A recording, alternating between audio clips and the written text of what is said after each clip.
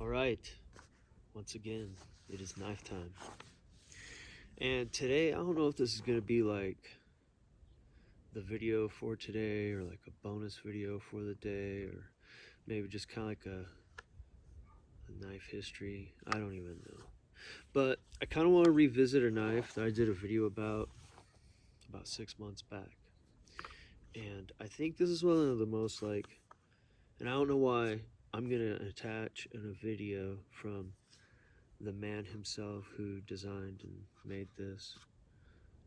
It's like less than 10 minutes long. The first 30 seconds is a bunch of hoo-ha stuff about an old contest, but watch it. It's like less than 10 minutes. And he explains this knife. But I think this is a very misunderstood knife in the knife world. The Cold Steel Natchez Bowie. And I've already done a video with all the specs and everything. It is 11 3/4 inch blade. This is the stainless steel version. And I'll watch, and you know what, to each their own. Everybody do your own thing out there in the world. You be you. It's America, right? Or wherever. But man, I watch some YouTube videos and they're like, huh, Natchez. I don't know why they named it that. It ain't good at trimming my trees. So, okay, well, first off, this is the Natchez Bowie. And it is in a Mexican style, as per what they say on the video I'm going to attach to this. But the Natchez name is from Natchez, Mississippi. And a lot of folks might know that, but some folks don't know that, obviously. But, anyway, and Natchez, Mississippi, it gets its name from the Natchez people that once lived in that area and built mounds, which is quite ironic that people that built mounds would get such a giant knife named after them in the long run. But yeah, Natchez, Mississippi. And on the little Cold Steel website, it goes into the whole thing about how there was this place called Under the Hill in Natchez, Mississippi, which makes sense because I see a lot of hobbits on YouTube running around complaining about what a heavy, too big of a knife this is. And, Lynn Thompson, he mentions in his video that this is he was inspired by Bill Bagwell and James Keating, two Bowie masters of the world, and classic Bowie masters, you know what I mean? And that was his inspiration for the Trailmaster, and then the Natchez, and then the final version so far, his magnum opus, you might say, when it comes to the quintessential fighting Bowie. This is Lynn Thompson's magnum opus for the Bowie game. And he's very specific what this is for. And there's even a little line in the description on their website that says it is supposed to pierce like a dagger, cut like a razor, and chop like a cleaver. Now, and I think where people are getting this knife mixed up for a yard tool is when the word chop gets used. They immediately think about chopping. And so what they chop in their head is wood. So they think, I'm going to chop some wood with this. No, axes are for chopping. This is a Cold Steel Trail Boss axe. I'm a mall ninja. I have to have a lot of Cold Steel stuff. That's for chopping. Okay, so the Bowie knife is supposed to pierce like a dagger. This little Cold Steel hideout. It's supposed to pierce like a dagger, cut like a razor. This is a truck stop razor. Truck stop razor. Yeah, cut like a razor. And chop like what? A cleaver. What do you chop with a cleaver? Meat. Meat for the beast. Alright, you don't, I've been here in a minute.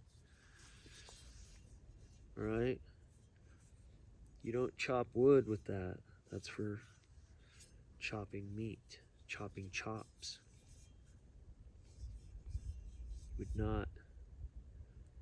not, I hope you would not attempt to chop meat with a nice fine cleaver. That'd be a horrible thing to do. So, all those things, you know, daggers traditionally are for piercing meat. Razors are for hair follicles, but what are they associated with cutting? Meat, alright? Not wood. Did you know they did a big old scientific study and like chopping wood with an axe naturally elevates your testosterone levels higher than any other physical activity. So there's a good reason to get you a decent axe. That's a good obsession to get into, axes. I did that for a while. I have some cool stuff. And hatchets. But back to the old Natchez Bowie, named after Natchez, Mississippi. Yes, this Mississippi queen is a very misunderstood thing. And like I said,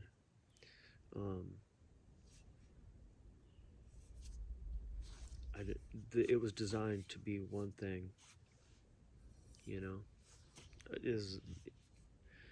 I think Len Thompson says it's a quintessential fighting knife, you know. And if it feels too much for you, if this knife feels like it's too much of a knife, you know, like if you have a custom knife made for you, a lot of times the dude will be like, hey man, like what's your size? Let me see your hand. Da, da, da, da, da. A lot of the old master knife smiths do that stuff. And you know, you get a knife built around you. You know, this is a big knife for some people. This is a big knife for me. I'm 6'2", a couple 100 pounds, you know. And this is a big knife for me. But the main thing you can do with any knife is you can just spend time with it every day. Anybody, anyone could get proficient with this knife with enough training. Proficient in chupacabra defense and cheesecake slicing, all the things. But it's not meant for, I watch people chop trees and stuff with this. I'm like, yikes. The water jugs and stuff, that's cool. That's like, hell yeah. And like meat and all that, yes. That's what it's for. Watch the video I'm going to attach to this. And like I said, toot your own, man. Beat the hell out of whatever you want to beat the hell out of. It just, like, go back like a couple 100 years almost when people were actually like using these, and like, man, you go out to the town, to the end of the hill to go collect the money that people owed you, and this is your sacred item, and it like protects you when your piece of crap single shot pistol don't, and you have this on you and it saved your ass like a bunch. And then you go home and you're sleepy and it's cold, and you tell your kid, hey Jimmy, go get some kindling ready for the fire. And they took this thing and they were fucking hacking up some kindling with it. Ooh man, they'd get the buckle into the belt, let me tell you. Go back to the knights in armor time. You think the knight days, do you think that their squire would pick up their broadsword and start chopping up wood to build a fire to cook a rabbit? Hell no. Hell no. Certain things are for certain things. That's the junk opinion on the Cold Steel Natchez Bowie. But the point is, you spend enough time playing with this, like just set yourself a little timer, like a boxing round. Spend 3 minutes a day with this, no matter who you are, no matter your size or stature. And do a little bit of extra training too. Do some push-ups, do some jumping jacks, move around a little bit in life. Get some muscle on your body. And then you spend time with this thing, just like a boxing round. 3 minutes a day, twirling it, you know? Look in the mirror, pretend, don't look in the mirror, stare at a wall, close your eyes, don't cut yourself. You know, anything you handle long enough, you will become the master of if you are continuous with it. Any object, whether it's a tire iron, a pencil, a hammer, if you use the same object over and over and over and over again, your body will become attuned with that tool. Man, I know dudes that are like master mechanics, dude. They handle wrenches in ways where I'm dropping them. I'm all thumbs. I can fix stuff, but I'm all thumbs. But, you know, it's when you handle something day in, day out. I know a dude has a 40-year-old Harley, old Evo, good, reliable bike. He's had it since it was new. And there's this twisty road out by where we live, and that dude can smoke dudes on sport bikes and newer, faster bikes and everything else on that road because he's been riding that road for so long on that same machine that he can just get down with it, you know? He's got the torque down, everything else, you know? It's how well you know something. Anyways, I'm rambling on longer than I want to. I just wanted to give you some knife history, burial mounds. Mississippi, man. Beautiful country. This is a Mississippi queen. This is a misunderstood mistress. This lovely Natchez Bowie. I think the more I fondle it, Move on loves this thing. But the more time I spend with this thing, yeah, I could feel it really, it's way more lively than I once thought it was. It felt really planky. And the more I play with it, the more lively it gets. All right, everybody, I'm going to shut up. That was my junk rambling for the day. I hope everybody has a good hump day and watch your top knot.